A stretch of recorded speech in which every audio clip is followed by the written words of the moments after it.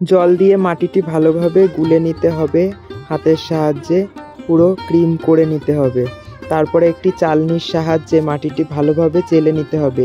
তারপরে এক রাত রাখার পরে উপরের জলটি ফেলে দিতে হবে ও চটের সাহায্যে এই মাটিটি রোদ্রে শুকাতে হবে। তারপরে মাটিটি শুকিয়ে গেলে ভালোভাবে হাতের সাহায্যে তুলে নিতে হবে। নমস্কার বন্ধুরা, আমার ক্লে বানাও ইউটিউব চ্যানেলে সবাইকে স্বাগত। বন্ধুরা, এখানে ভিডিও ভয়েসটি আমি দিতে পারছি না, কেন ভীষণ সাইডের নয়েজ আসছে। দেখো বন্ধুরা, আমি মাঠে চলে এসেছি।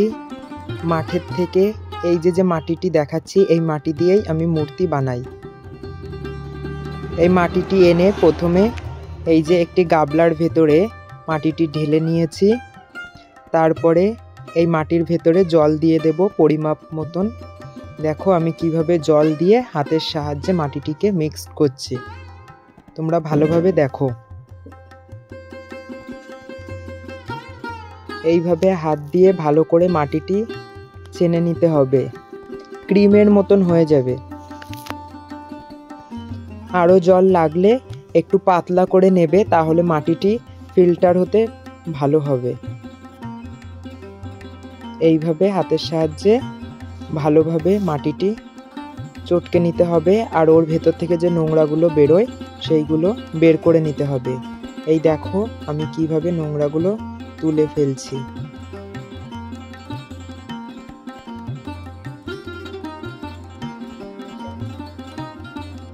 তোমরা অনেক দিন ধরেই বন্ধুরা কমেন্ট করছিলে যে মাটি কিভাবে তৈরি করি, তা আজকে আমি দেখালাম আমি এই প্রসেস দিয়েই মাটি তৈরি করি।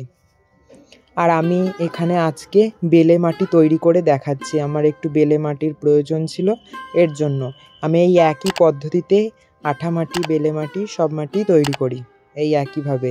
আর এখানে যদি ভিজে মাটির জায়গায় যদি তোমাদের কাছে শুকনো মাটি হয়, তাহলে সেই মাটিটি গুঁড়ো করে নেবে।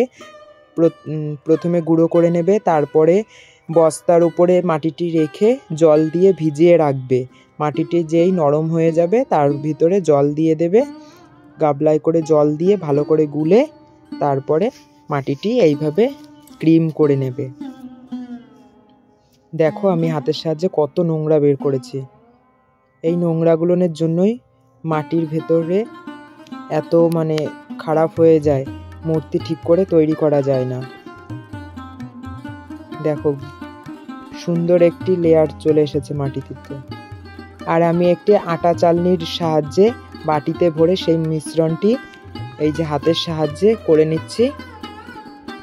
দেখো এইভাবে ওপরের যে নোংরাটি সেটি উঠে গেল, আর নিচে ফিল্টার হওয়া মাটিটি থেকে যায়।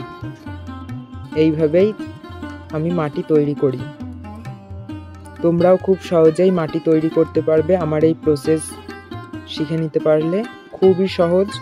তোমরা যারা যারা ঠাকুর বানাও, মূর্তি বানাও বা যে কোনো ধরনের জিনিস বানাও, কোনো হাতের কাজের যাই জিনিস তৈরি করো, তোমাদের সাহায্য করবে। এইভাবে মাটি তৈরি করে নিলে জিনিসটা ভালো হবে।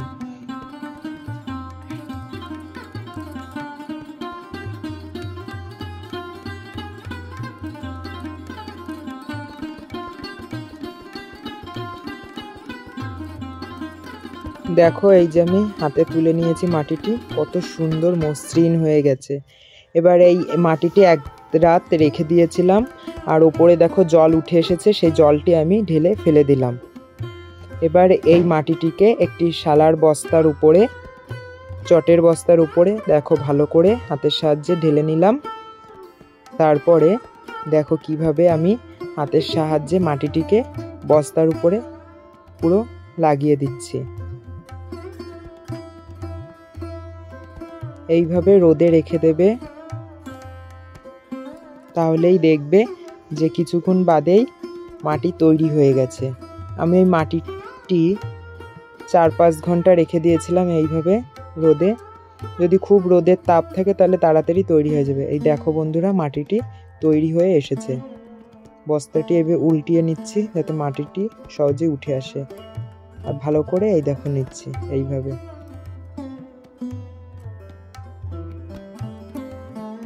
এই ধরনের ভিডিও পেতে আমার চ্যানেলটি সাবস্ক্রাইব করে আমার পাশে থেকো বন্ধুরা। আর যারা ভিডিওতে এখনো লাইক করোনি, লাইক করে দাও, কমেন্ট করো কেমন লাগলো ভিডিওটি, আর ভিডিওটি ভালো লাগলে বন্ধুদের মাঝে শেয়ার করো।